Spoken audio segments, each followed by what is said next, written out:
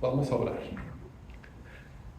Padre, te pido ahora que tú nos hables, Señor, por medio de tu palabra. Que nos digas, Señor, a cada uno lo que necesitamos escuchar en este momento. Y te lo pido en el nombre de Cristo Jesús. Amén. ¿Cómo decidimos qué hacer? Algunas decisiones se toman con un volado. Cara o cruz, águila o sello, ¿verdad? Y así se decide, esto o aquello. Otras personas toman decisiones con un juego, que en mi país se llama Yankenpo, pero muchas personas conocen como piedra, papel o tijera. Y así se pueden tomar decisiones también. Ahora, quizás para decisiones no tan trascendentes, uno de esos sistemas puede funcionar. Si queremos decidir cuál equipo va a comenzar el partido con la pelota, pues echémonos un volado. Es una decisión que no es de gran importancia. Pero hay muchas situaciones en la vida que no se pueden decidir así. Y para esas decisiones, Dios dio a su pueblo en el Antiguo Testamento una serie de mandamientos que les decían qué hacer en muchas de las situaciones de la vida. Por ejemplo, vas caminando y te encuentras con el burro de tu vecino. ¿Qué haces? Dices, qué bueno, tengo un nuevo burro. No, dice el mandamiento, se lo llevas de inmediato a tu vecino. Y si no encuentras a tu vecino, lo tienes ahí en tu casa y le das de comer hasta que encuentres a tu vecino para darle su burro. Es uno de los mandamientos. Esos mandamientos dicen qué hacer en muchas situaciones de la vida. Ahora, la vida tiene muchas situaciones. Y por eso los mandamientos también eran muchos. De hecho, los rabinos, los estudiantes de la ley, contaron 613 mandamientos en total. 613. Ahora, con 613 mandamientos, de seguro había algunos más importantes que otros, ¿no es cierto? Por ejemplo, entre estos 613 mandamientos están los 10 mandamientos, que podríamos decir son como el encabezado de todos los demás mandamientos. Entonces ahí entre esos 10 mandamientos está el que dice no matarás. Ese tiene que ser un mandamiento muy importante, ¿cierto? Había otro mandamiento más adelante que decía no siembres dos clases diferentes de planta en el mismo campo. O sea, no siembres maíz y algodón en el mismo campo. Ahora, ¿cuál será más grave? ¿Matar a una persona o sembrar dos plantas de diferentes clases en el mismo campo? Yo creo que todos diríamos que obviamente es mucho más grave matar a alguien, ¿no? Entonces la gente debatía, ¿cuál es el mandamiento más importante de todos? Y antes de ver la respuesta, me gustaría invitarte a que tú mismo pienses, ¿cuál dirías que es el mandamiento más importante? Algunas personas quizás dirían que es el mandamiento de no tener otros dioses además de Dios. Porque seguramente eso de tener ídolos y de adorar a otros dioses es el peor error que alguien puede cometer.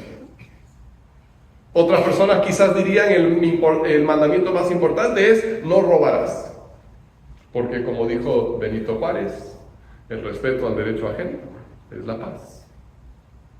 Podríamos dialogar por horas sobre cuál es el mandamiento más importante. Y en los días de Jesús la gente hacía eso. Se ponía a debatir. Pero vamos a ver la respuesta que nos da el Señor.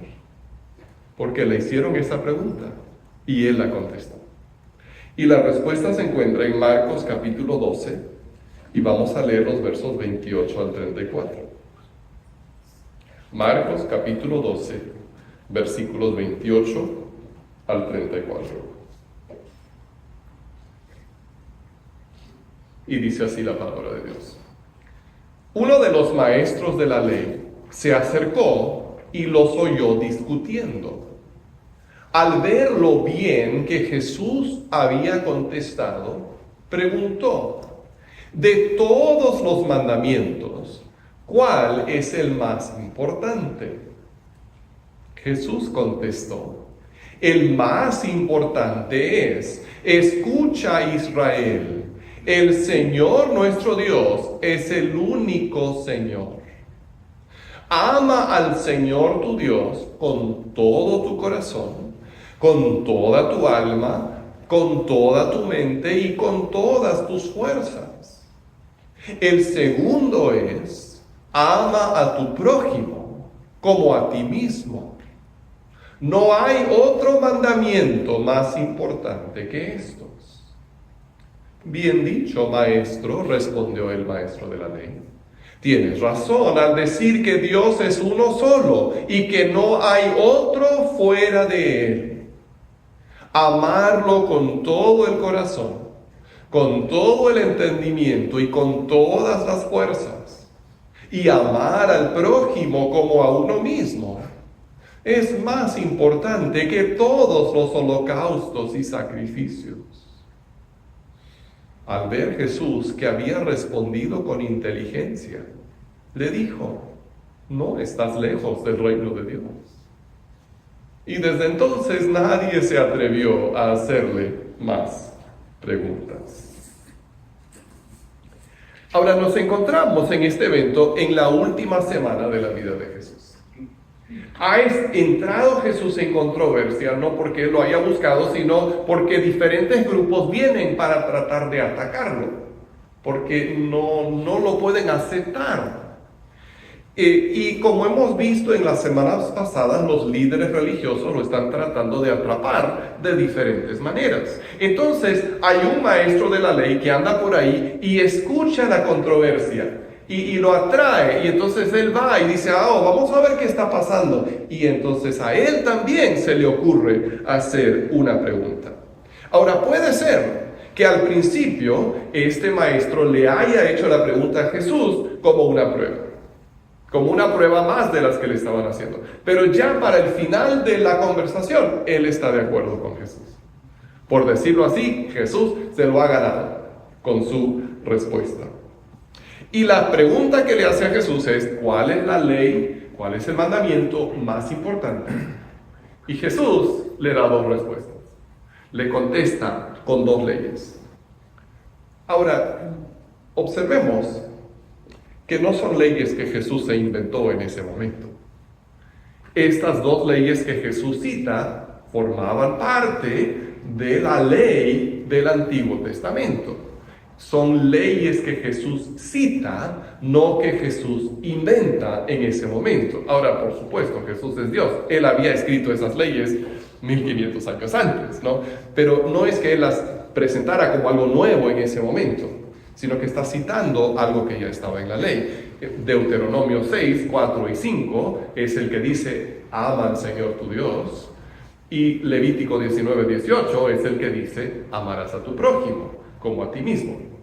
Entonces Jesús no está produciendo una ley nueva, como para decir: todo eso ya pasó al olvido, no, yo les voy a decir algo nuevo. No, Él saca de ahí. Y lo que muestra es la lógica interna de la ley.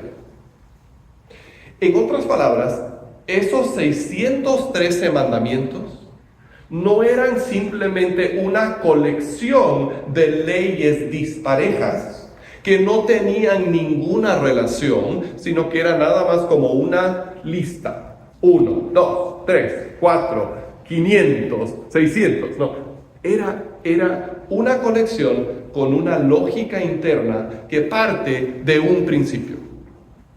Y ese principio es el amor. Todos esos 613 mandamientos lo que te están enseñando a hacer es a amar a Dios y a amar al prójimo. Volvamos al ejemplo que les di al principio. Si encuentras al burro de tu prójimo perdido. Si eres una persona egoísta, vas a decir, tengo un burro nuevo. Pero si amas a tu prójimo, no le vas a querer quitar su burro. Vas a decir, se lo voy a devolver, tengo que llevárselo. Es el amor.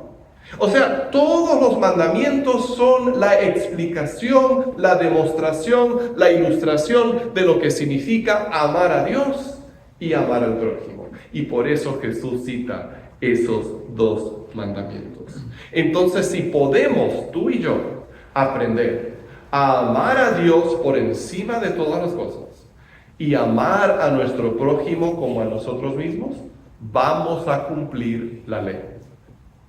La vamos a cumplir. Porque eso es todo. Es amar a Dios y amar al prójimo. Ahora, ¿por qué debemos amar a Dios? Bueno, para empezar, porque es el único Dios. No hay lugar en este universo para otro Dios, porque Dios lo llena todo. Entonces, si adoráramos a otro Dios que no es el Dios verdadero, estaríamos adorando por definición a una mentira. Porque no hay otro Dios, además del Señor. Por eso, Él merece nuestro amor. Pero no solamente es el único Dios y creador de todo, sino que es nuestro Dios. ¿Te diste cuenta de esa palabra? Desde Deuteronomio 6:4 dice, el Señor nuestro Dios. Nuestro. Esa es una palabra de relación. Porque ese Dios que llena el universo y que es más alto que los cielos, nos ha invitado a entrar en relación con Él. Y hace un pacto con su pueblo. Entonces, no es solamente Dios que hay tan exaltado, tan elevado, pero ¿cómo será? Es Dios que ha venido y se ha acercado a nosotros y se llama nuestro Padre y nuestro Salvador y nuestro proveedor y nuestro amigo. Es nuestro Dios. Y por eso, Él también merece nuestro amor. Entonces, si tú te imaginas a Dios como alguien que está muy lejos, te equivocas. Él está más cerca que el aire que respiras. San Agustín dijo que nos acercamos a Dios no caminando, sino amando. No tengo que ir a otro lugar para encontrar a Dios. Tengo que aprender a amarlo aquí donde estoy, porque Él está aquí conmigo. Pero ¿qué significa amar a Dios? Esa es la pregunta. ¿Qué significa amar a Dios? Es más que tener sentimientos de amor hacia Dios. ¿Sí? Es más que eso. Es más que sentir una emoción de amor. Esos sentimientos pueden ser muy bonitos, pero no los podemos tener todo el tiempo. Me acuerdo en una ocasión que alguien me preguntó cuándo lloraba. Es una pregunta un poco inusual, ya ni recuerdo por qué me la hicieron, pero alguien me preguntó, Pastor Tony, ¿cuándo llora usted? Y yo le dije, bueno, no lloro mucho, sinceramente, pero una de las ocasiones en las que lloro es cuando recuerdo lo que Jesús hizo por mí en la cruz.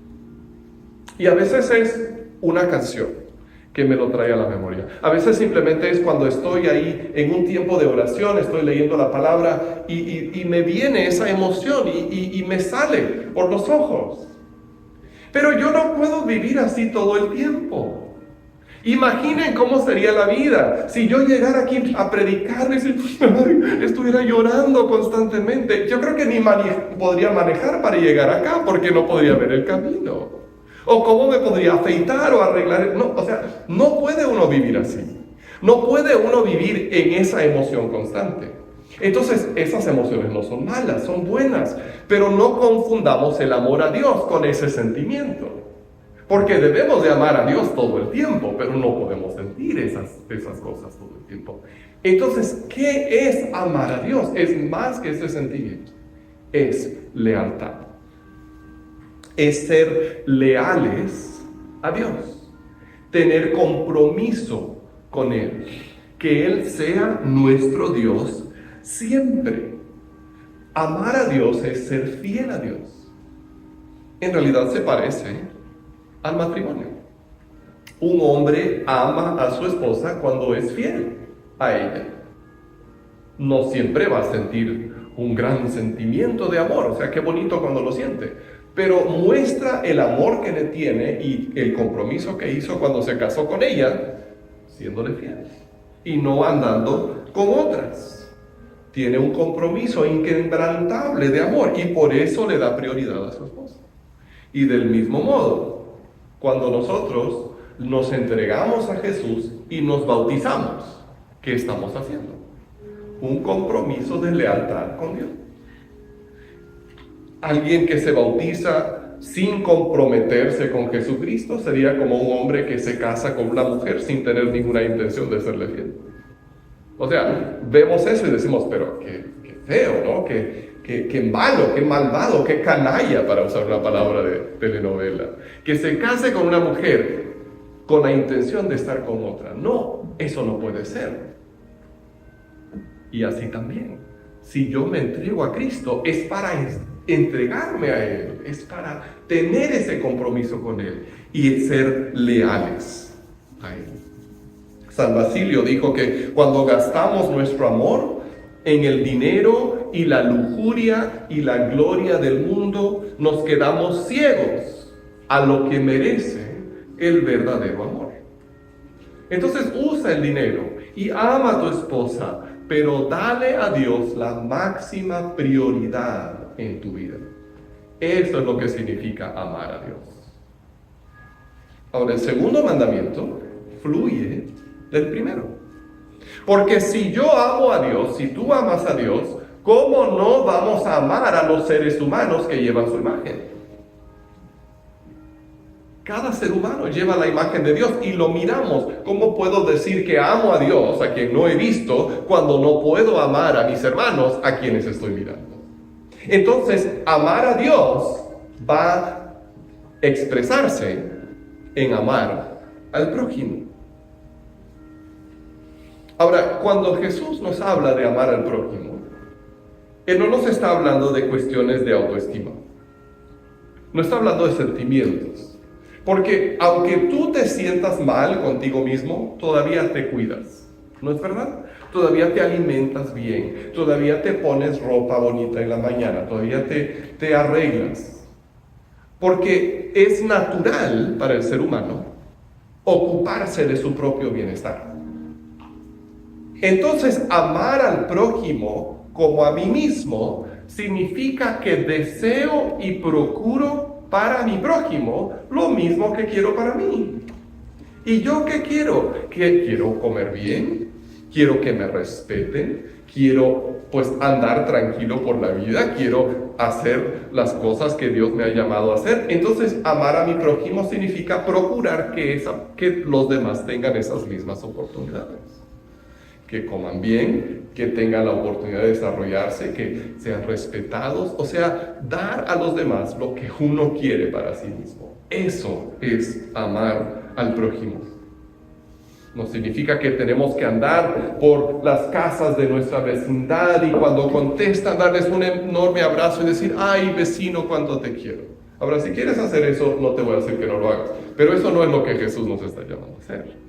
Nos está llamando a procurar el bien, a buscar para esa persona lo que queremos para nosotros mismos. En una conversación parecida que relata el evangelista Lucas, el escriba le pregunta a Jesús, ¿y quién es mi prójimo? Quería justificarse. Quería que Jesús le dijera que solo tenía que amar a la gente que era como él. Básicamente a su familia, a sus amigos. Sí, ámales a ellos, pero a los que no son como tú, quédate libre de odiarlos. Y en respuesta, Jesús le cuenta la historia del buen samaritano. Ahora, el samaritano era de una raza, de una religión, de una cultura diferente. No se llevaban bien los judíos y los samaritanos. Pero cuando el samaritano va por la calle y se encuentra con ese hombre judío golpeado y abandonado, siente compasión de él. Y le da el trato que él desearía haber recibido en la misma situación. Y lo recoge, y lo cura, y le ayuda. Y Jesús dice, ese fue el prójimo del hombre que fue golpeado. Dios no te llama a salvar al mundo. Solo Jesús pudo hacer eso. Pero lo que te llama es a amar a la persona que tienes enfrente, a quien tú puedes ayudar. Y buscar el bien, procurar el bien, lo que tú desearías para ti mismo. Ahora, al final de esta conversación que hemos estado viendo entre Jesús y el maestro de la ley que se acercó para hacerle la pregunta, ese maestro le felicita a Jesús.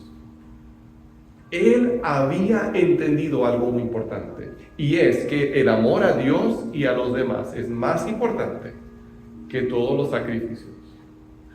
Ahora, para ponerlo en términos modernos, podríamos decir que amar a Dios y amar a los demás es más importante que cualquier acto religioso, ¿verdad? Tú puedes estar en la iglesia todos los días, y por favor, seamos fieles a la iglesia. Pero podemos hacer muchas cosas religiosas, y si no tenemos amor, de nada sirve. Podemos dar una gran apariencia de ser muy buenos cristianos y asegurarnos de que todos nos vean cuando venimos a poner nuestra ofrenda en el plato, pero si no tenemos amor, de nada nos sirve. Dios nos lo ha dicho de una y mil maneras. De hecho, los profetas del Antiguo Testamento, como Oseas, dijo esto: lo que pido de ustedes es misericordia y no sacrificios, conocimiento de Dios en lugar de holocaustos. Y me llama la atención lo que Jesús le dijo a ese escriba. Le dijo, no estás lejos del reino de Dios. ¿Por qué no estaba lejos? Porque había llegado a comprender los valores del reino. Los valores del reino de Dios se basan en el amor a Dios y el amor a los demás. Pero cuando Jesús le dice, no estás lejos, ¿qué significa? Que todavía no estaba dentro tampoco. ¿Y qué le faltaba? Un compromiso con Jesús.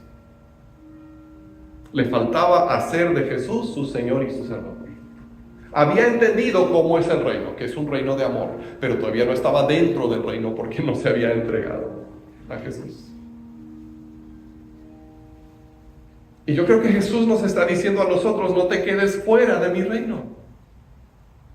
Es el reino más hermoso del mundo, porque es un reino de amor, de gozo, de paz. Pero no lo puedes simplemente admirar. No puedes decir, ay, qué bonito, qué hermoso, qué lindo. No, tienes que entrar. ¿Y cómo entras? Cuando te arrepientes de corazón y haces de Jesús tu Señor y tu Salvador. Y reconoces que necesitas que Él te perdone y que quieres seguirlo. Y le entregas el control de tu vida. Dice, Señor Jesús, ahora tú reinas en mi vida, tú reinas en mi corazón, tú reinas en mi hogar.